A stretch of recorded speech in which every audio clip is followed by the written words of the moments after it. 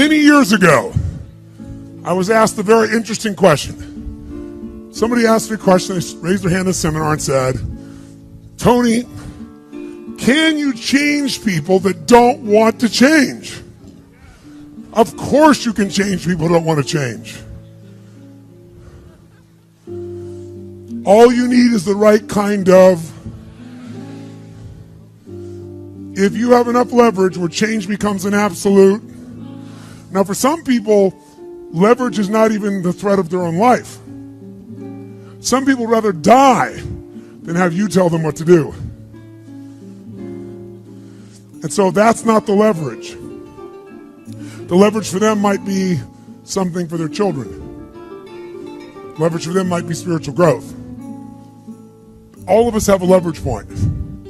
If you find the leverage, not the leverage you make someone do it, the leverage that will make them make themselves do it. We all have some place that'll get us to follow through.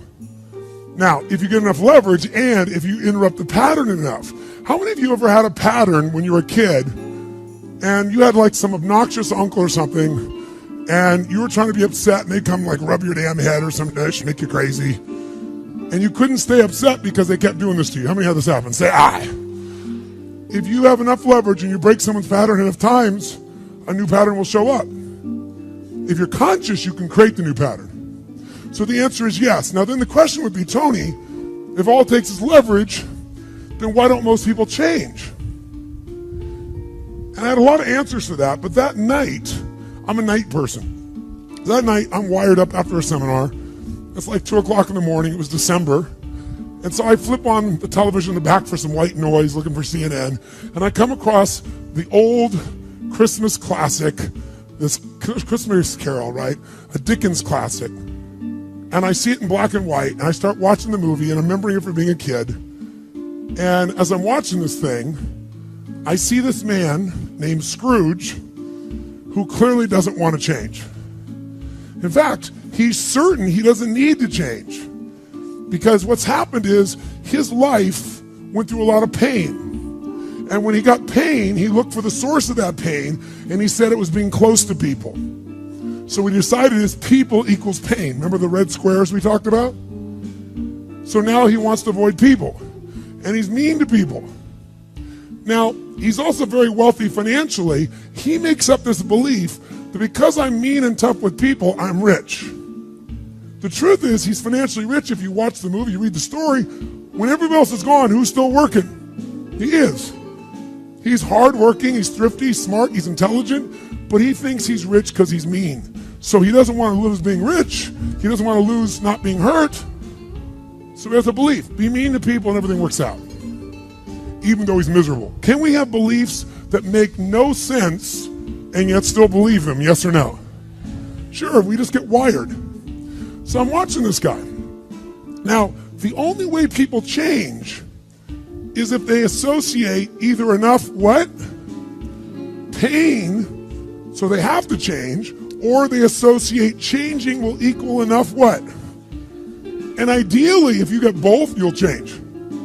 If you get, every moment I do this, the pain's getting more and more intense, there's a point where you must change. And if you get, if I change, I get all this pleasure, you're going to want to change.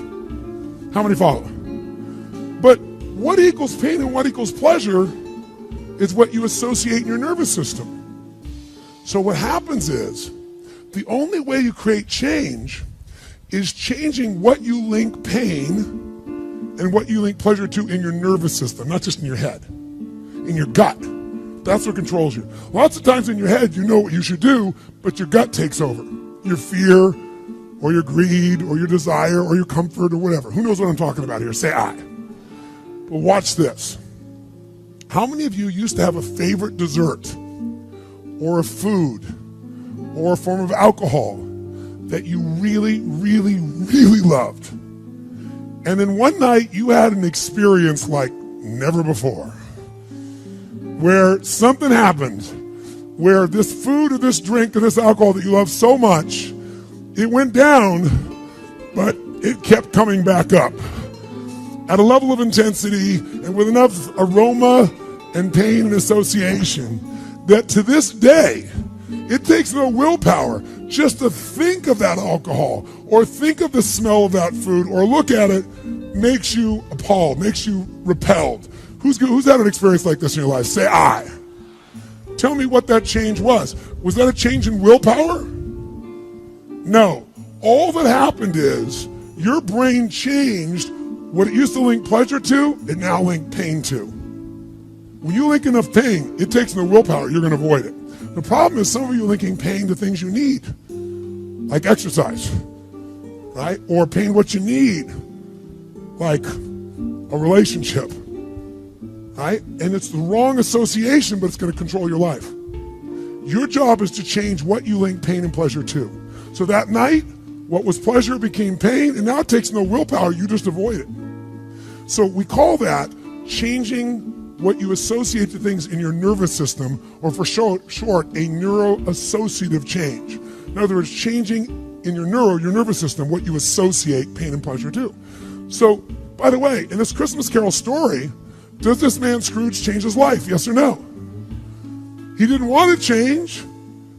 Does he change his life a little or completely? And by the way, how fast? In a heartbeat, in one evening. How does it happen? 3 neuroassociative conditioning specialists show up at his house. Right? 3 ghosts show up, and what do? They get him to link a massive, unbearable amount of what? To all the things he did in the past around people. Then they go to everything he has in the present, pain, and everything in the future, pain, till there's so much, there was nowhere to escape. Here's the other reason why people don't change. Because right now, my relationship's in pain. But it was good in the past. So you escape having a change by remembering a good time. Or, I might be coughing and having these problems with cigarettes right now, but you know what? George Burns lived to be 102. He smoked cigars, by the way, and he's 1 out of 10 billion people that pulled that off. But let's not confuse ourselves with ratios. So you make up what the future is. If your present is painful, you can escape to the past and get out of the pressure to change. How many follow this? Say I. Or you can escape to a future because no one knows what it is for sure and you can make it up. But if your brain links it's been painful in the what? Past, in the, and it's even worse in the, it'll change like that. Who here has ever stayed in a relationship that you knew was not right for you? It wasn't right for you, it wasn't right for them. Who has ever stayed in a relationship way too long? Who's done this before? Raise your hand. Say I. It wasn't good for you, it wasn't good for them, yet you stayed. Why? Why? Because even though it's painful in the present, what'd you do? You said, it'll get better over there in the future. Who finally changed? Who here finally changed that? Say I. How'd you do it? Your brain went, it's painful now, it was painful in the past, it's going to be worse in the future, that's it. That's what I call a Dickens pattern. When you lock in pain in all those places, there's no place to escape, so you change. It's like if you put a wall here, and a wall here, and we close them in on you, amazingly, you'll move forward. That's what we're talking about. Giving yourself leverage on yourself that way, not having someone else do it to you, you do it to yourself. That's when you got the power again. How many get it? Say I. This could be the greatest time you ever live if you control what you focus on, if you find a more empowering meaning, and if you decide to model the actions of those who succeeded before you. It can be the best financial time, the best emotional time, the best spiritual time of your life, but you better take control of your state. And if you think you're going to do it just by today, you're wrong. You're going to need to get yourself some rituals. Right now, every one of you in this room is controlled by your rituals. I don't just mean this one. I mean, every morning you get up. I know your body. I can look at your body right now, and I can guess your rituals. Some of you, your rituals to work out 5 times a week, I can see it clearly. 4 to 6 times a week, it's obvious. Because you couldn't look like that if you didn't do that. Some form of workout. I don't care if it's walking, lifting, whatever. Some of you, it's obvious that lifting weights is part of it. You can see by that man's muscles. I know what his rituals are. Because your life comes from your rituals. If you don't develop the ritual, you're kidding yourself. How many agree with me on this? Raise your hand, say I. And there are rituals that put you in state, and there are rituals that take you out of state. You have rituals in your relationship, you have rituals with your body, you have rituals around your finances, and the rituals that worked in the reaping time of fall in the markets and in business and in real estate, those rituals won't work now. If you do the right thing at the wrong time, you get pain. I'll say that again. If you do the right, you go, but Tony, I'm doing the right thing, but I'm not being rewarded. If you do the right thing at the wrong time, you don't get rewarded, you get pain. So you better do the right thing at the right time, and to do that, you better know what season you're in, and to do that, you better learn how to change your state, how to take control of your own conditioning. That's what I live for. Does this make sense to you, yes or no? Come on, guys, yes or no? So now it's time to train yourself to do that. I'll show you how fast it can change. Try this just for a second. I want to show you what you can do with just focus. Try this for a moment. I'm going to give you a test. Sit up in your chair with some energy. Make sure your buddy next to you is in a strong state. If or otherwise, adjust their state. Come on, change their physiology, whatever they got to do. See if they're ticklish. That might help. Now do this.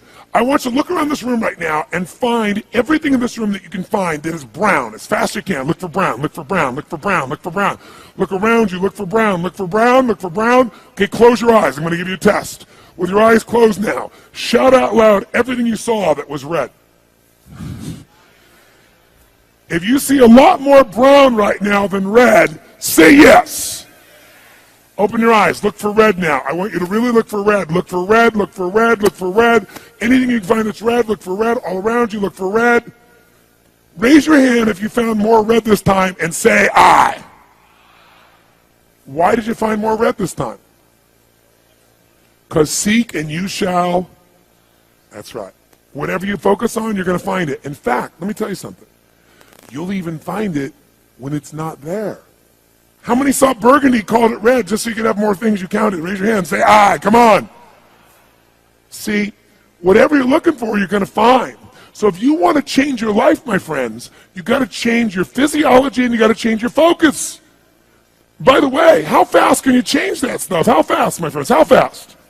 How fast? Come on. In a heartbeat, once you rechange your conditioning. That's all you got to do. And you can do it fast. You can do it with a question or two. Try this right now. Answer this question in your mind and be honest. What in your life today, if you wanted to be, could you feel proud about right now? If you wanted to feel proud, if you didn't feel like, I shouldn't be proud, if you wanted to feel proud, what could you be proud of in your life today? Your children, your health, your body. Is there a problem you faced? Instead of running from it, you finally stepped up and handled it? What could you feel proud of in your life today if you wanted to feel proud? How many can think of something? And when you think about this thing you're proud of, what about that makes you feel proud? What do you focus on that makes you feel proud? How do you breathe when you really start to feel proud? What's the kind of look on your face that starts to happen when you let yourself feel proud?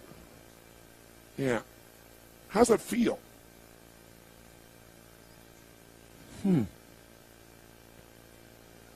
Think of another area of life. Think of an area of life that you're grateful for. Or if you go, I'm not grateful. If you wanted to be grateful, what's an area you could feel grateful for? What could you feel grateful for if you really wanted to feel grateful? How many can think of something you could feel grateful for? Let me see your hands. And what about that are you grateful for? What do you focus on that makes you feel grateful? How does it feel when you're really, truly feeling filled with gratitude?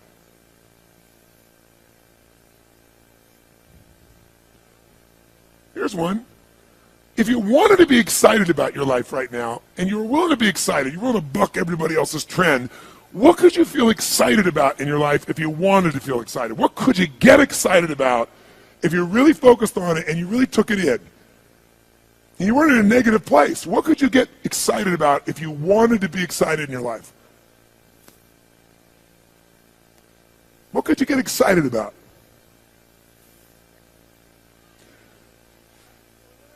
How many of you can think of something you feel excited about right now? Raise your hand. Let me see your hand. Say I. When you're really excited about it, what about that excites you? Or when you're really excited, how do you feel? How do you speak? What's your life like? By the way, when you're excited, does it tend to touch other people, yes or no? Absolutely. By the way, do people have a tendency, by the way, who feels different right now than just even a couple moments ago? Raise your hand and say, I. Why? Because focus is controlled by questions. If you ask a different question continuously, not once, continuously, you will get a different answer. If you ask a lousy question, you get a lousy answer and a lousy state. Somebody says, why does this always happen to me? It doesn't always happen to you, but the brain's like a computer. Ask it a question, it'll have to come up with an answer. Because you deserve it, you idiot. Someone will say, how come I can never lose weight? You can lose weight, but if you keep saying, how come I can never lose weight, the brain's got to come and answer. It goes, you're a pig. Lousy questions create what? Lousy answers. Ask a better question, get a better answer. Now here's what I want you to get.